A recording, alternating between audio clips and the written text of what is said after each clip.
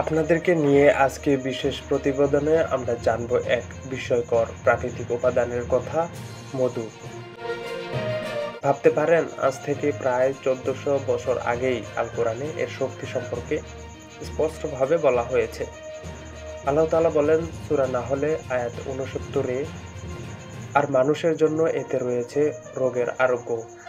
প্রিয় দর্শক, এখন আসুন জেনে নেই বিজ্ঞান কি বলছে।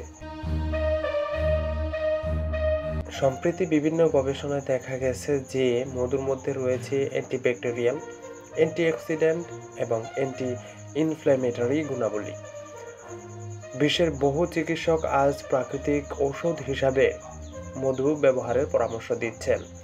উদাহরণস্বরূপ, ক্ষত সারাতে মধু সরাসরি লাগালে জীবাণু মারা যায়। কাশি বা গলা ব্যথায় মধু বেশ কার্যকর।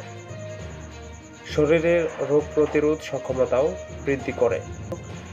এই আশ্চর্যজনক তথ্যগুলো প্রমাণ করে যে ইসলাম শুধু একটি ধর্মই নয়, বরং মানুষের যে পূর্ণাঙ্গ জীবন ব্যবস্থা, যেখানে স্বাস্থ্য এবং বিজ্ঞান সম্পর্কেও অলৌকিক নির্দেশনা দেয়া হয়েছে।